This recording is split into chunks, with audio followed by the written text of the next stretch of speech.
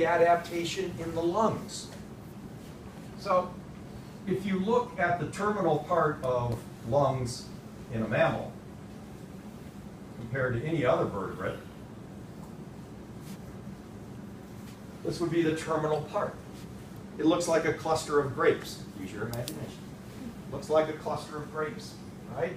Those are hollow little sacs. Each one is an alveolus, plural alveoli. That is how mammals get a huge surface area to their lungs, by all of these internal subdivisions into many tiny alveoli. The internal surface area of the lung of a mammal vastly exceeds the internal surface area of any other vertebrate. Right? Why is that good? You get your oxygen across the surface area of your lungs. The more surface area you have, the more oxygen per minute you can obtain. That helps you fuel, maintaining that high, constant body temperature and everything else that you do. How do the birds get around that? In other words, their lungs are not very great in surface area compared to a mammal. Yeah, remember that's anterior air sacs, posterior air sacs, and how they combine together to get you that one-way flow of air over the gas exchange parts of the lungs. So you have two different animals that have become endothermic homeotherms, and they have solved the problem, if you will, in two different ways. The problem being, how do you get enough oxygen into your system? Right? The one uses the air sacs and greater extraction. The other one uses higher surface area.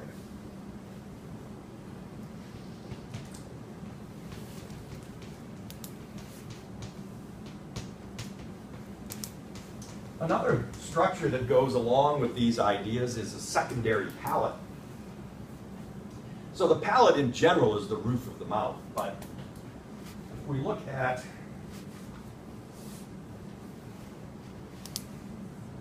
that's a reptile. Right? And they have what's called a primary palate. That would be there.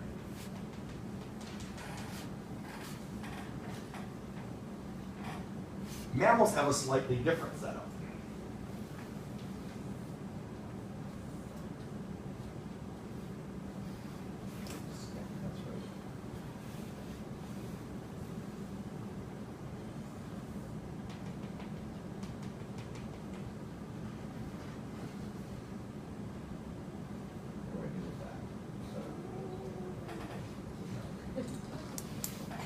It works.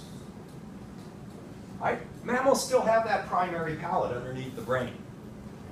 But what they've done is they've added another flat sheet of bones below that, so that there's a passage now between the primary palate and what we're calling the secondary palate. Secondary just because it appears second compared to the primary palate.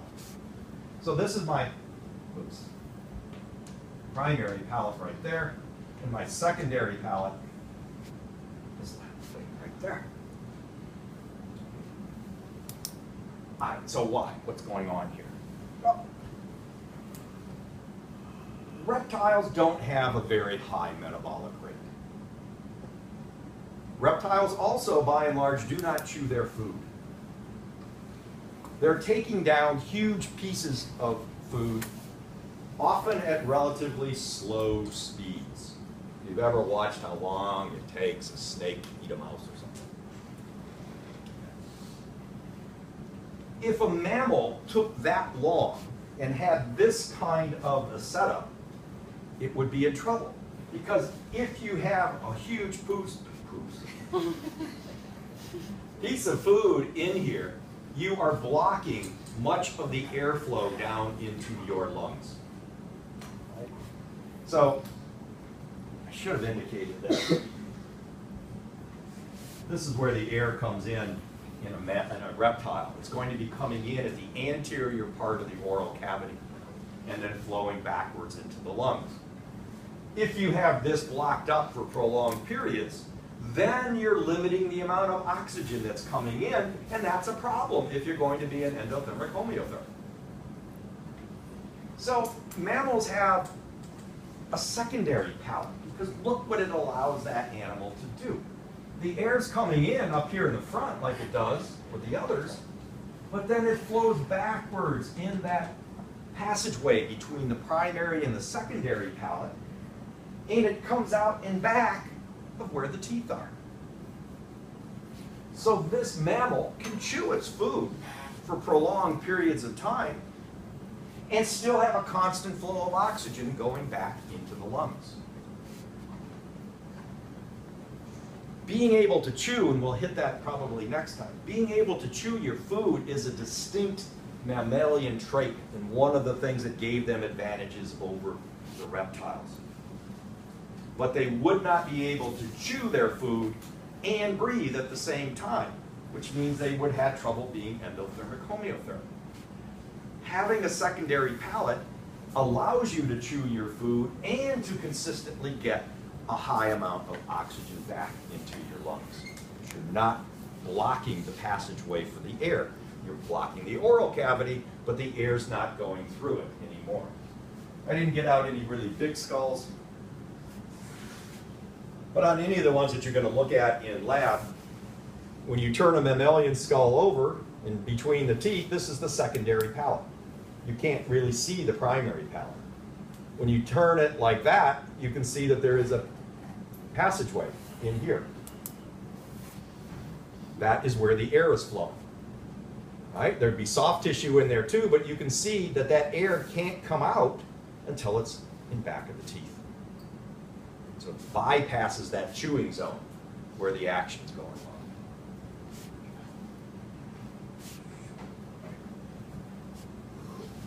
Secondary palate. Oh, where do I want to quit? All right, I'll give you one other, at least. Come on, I can pop wherever. A neat muscular difference. And what would that be, 6? I can't remember.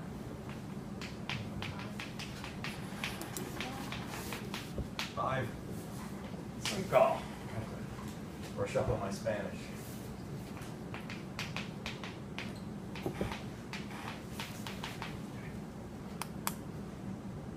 Reptiles, our ancestors, they can't make any facial expressions. They can't smile. They can't grimace. They can't pucker. They just look like a lizard all the time. That's all they can do, okay? That's because they lack facial muscles.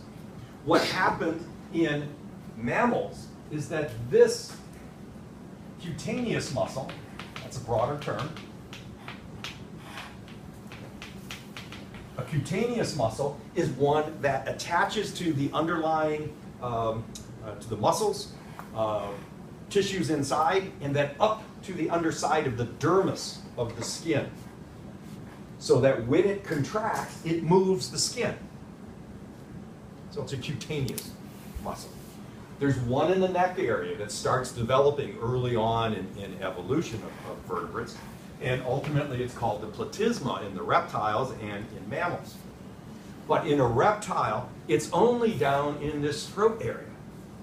But in mammals, what happens is it grows up over the face and head and differentiates into multiple facial muscles. Right? So when you're making out with your significant other, you can thank your facial muscles for being able to do that, because lizards can't. Right? They can't wiggle their ears, and most of you can, because that's a facial muscle that's derived from the platysma. This is just showing a sequence of events of the different muscles that led to it. So don't get confused. But here in a mud puppy, it was called the sphincter coli. They're calling it the sphincter coli in the lizards. You can see it's in the neck area. But then you can see in these examples of mammals that we now call it platysma in the neck area.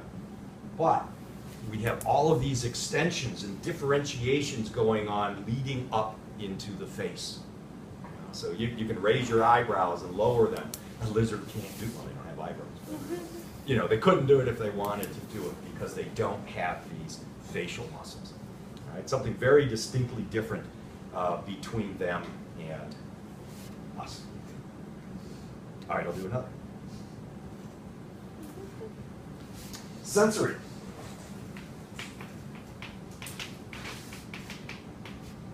Mammals utilize olfaction more than any other group of vertebrates. Right, so they have their sense of smell overall is better developed than in any of the other groups of vertebrates. And we're going to correlate that later on when we look at glands. Right? So mammals do rely on olfactory communication more than any other terrestrial group. And so it's not surprising that their ability to detect odors is greater than in any other vertebrate groups. Okay.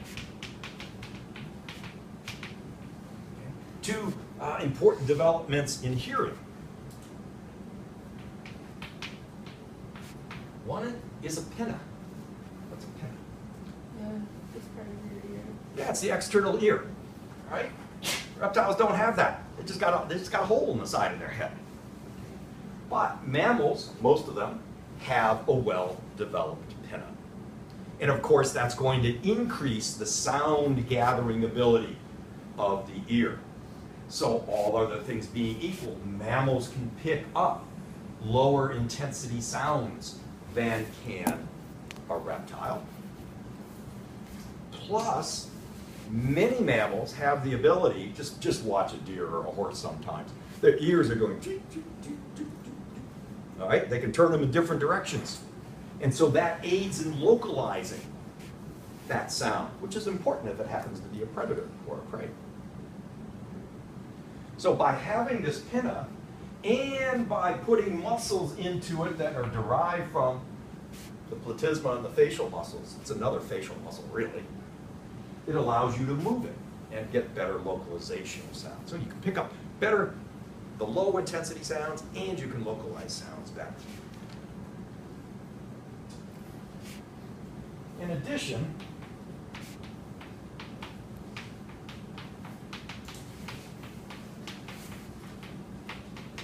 mammals have three tiny bones in their middle ear. The incus, the malleus, and the stapes. I think we talked about the stapes a long time ago, didn't we? Where did it come from, evolutionarily speaking? From the arches. Yeah, specifically the second arch it came from. Well, the mammals have added then the incus and the malleus. And these are actually derived from jaw bones of the reptiles. So the incus comes from a bone that was called the quadrate in a reptile, and the malleus comes from another bone called the articular. So if you look at a turtle skull or just about any reptile or amphibian, where the upper and lower jaws are making contact with each other, it's the quadrate in the upper jaw making contact with the articular in the lower jaw. But in mammals, these bones become very tiny and they move inwards to the middle ear. And what you have then, that is your tympanum, is you have a chain of bones, 1, 2, 3, that are transmitting that sound from the tympanum to the inner ear. And supposedly this chain of bones amplifies that sound. And I'm not exactly certain how that amplification takes place. But by having the three, it is another way of being able to pick up more of the low intensity sounds. Because you have very tiny movements of the tympanum that are getting amplified slightly by this chain of bones. And then that's going to move the fluid inside your inner ear and ultimately get interpreted as sound. All right. Okay. We'll quit there for today. Let me explain all the good things you have to do with mammals in lab.